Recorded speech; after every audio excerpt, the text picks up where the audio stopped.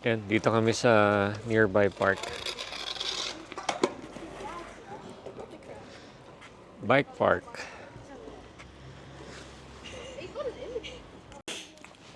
Walking lang kami saglit habang hinihintay namin si Tam.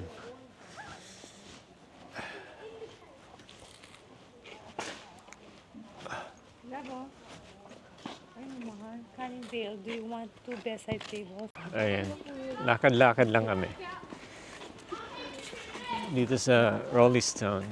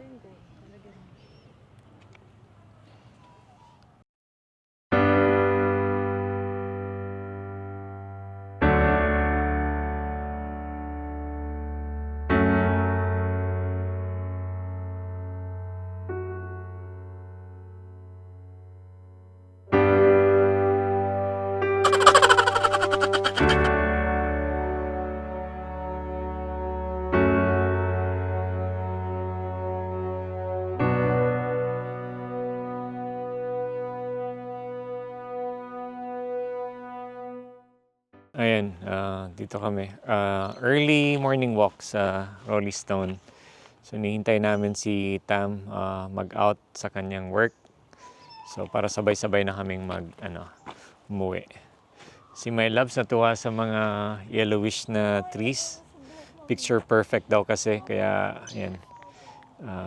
Pit stop kami dito. Pa-picture muna daw. Kuha tayo? Sige mo.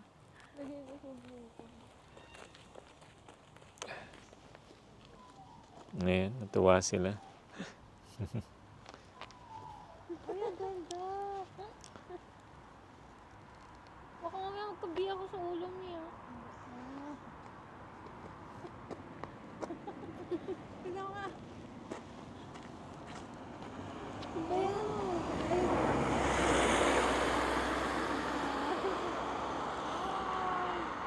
Kuha pa ka isa? Ha?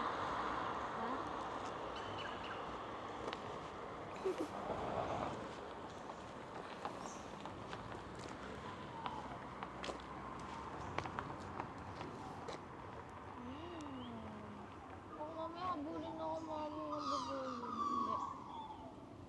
Kasi My Loves, kung gusto niyang tumira dito sa area na ganito, ayaw daw niya. Kung malungkot daw dun sa area namin, mas malungkot daw dito. Kasi inner suburbs. Inner suburbs, so medyo siya. Although 11 kilometers away lang sa area namin, pero yung setting niya parang mas malungkot, lalo na siguro pag gabi. Marami kasing trees, parang may mga bushland. Ano yun? Bayawak ba yun? Lizard na malaki. Yung nasa wall. Ayan. Pero maganda dito sa area na to, I would assume, kasi mura. Kung makakuha ka ng land dito, at saka house and lot, relatively cheaper to compared dun sa main city. Tapos, kasi pag na-develop to, syempre tataas yung value. Kaya lang, you don't know kung kailan siya ma-develop. Kala ko may mga gahabol sa akin. Huwag mo nakikita ang spider niya. Gusto ko makakita yung maganda.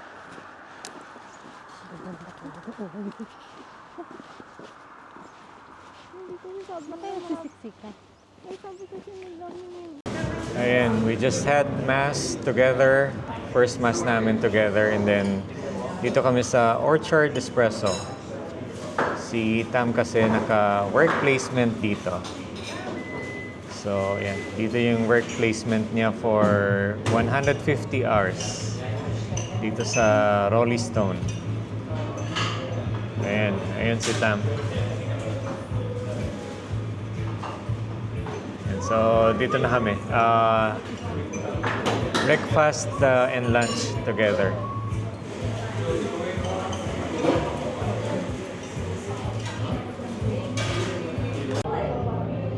Kape-kape muna kami dito.